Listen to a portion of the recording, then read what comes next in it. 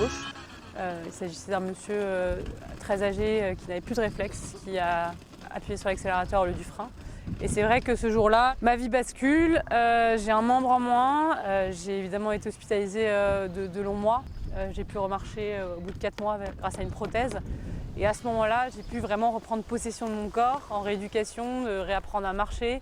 Avant son accident, Pauline Déroulède faisait du tennis en loisir. Désormais classée numéro 1 en France de tennis fauteuil féminin, 16e au niveau mondial, elle vise les Jeux paralympiques. Paris 2024, c'est l'objectif d'une vie. C'est l'objectif qui m'a permis d'arriver où je suis aujourd'hui, cette nouvelle vie qui m'a fait rebondir après cet accident dans lequel j'ai perdu ma jambe. Je n'ai pas envie de me contenter de participer à cet événement, j'ai envie de gagner. Je vise un podium. Tout petit peu plus long, d'Alain, tout petit peu. Comme ça, je l'ai... Oh là! Ah ouais! À la suite de cet accident, c'est vrai que j'avais énormément de colère contre ce monsieur qui n'aurait pas dû prendre le volant ce jour-là. Et très rapidement, j'ai manifesté l'envie à la juge d'instruction de rencontrer ce monsieur.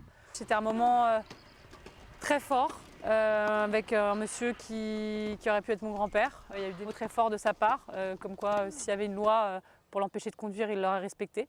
Depuis son accident, Pauline Déroulède milite pour la fin du permis de conduire à vie.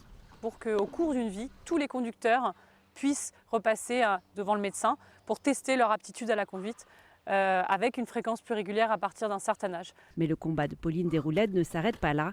La championne de France a dû se familiariser avec le fauteuil roulant. Au tennis, quand on joue debout et quand on lit la trajectoire de la balle, c'est les connexions neuro qui se font, c'est les jambes qui déclenchent le mouvement. Et là, c'est totalement inversé. En tennis fauteuil, c'est le haut du corps. Donc il faut arriver à déconstruire tout ce fonctionnement qui est assez inné. Moi, ça a été beaucoup de frustration au début quand j'ai démarré. Il a fallu se familiariser avec ce fauteuil, d'abord rouler sans raquette, comprendre comment réagissait le fauteuil. Moi, c'était tout nouveau, j'étais jamais montée dans un fauteuil de ma vie. Donc au début, c'était dur parce que je voyais passer les balles à droite, à gauche que j'avais debout. Mais que là, il fallait accepter de plus avoir dans un premier temps parce qu'il fallait d'abord maîtriser ce fauteuil. Donc il a fallu s'armer de patience, de beaucoup de détermination. Donc voilà, j'ai essayé d'aller le plus vite possible pour rattraper mon retard. Et aujourd'hui, je suis plutôt satisfaite parce que je roule pas trop mal. En attendant les JO, Pauline Déroulède va multiplier les tournois. Prochaine étape, Roland-Garros pour la compétition de tennis fauteuil.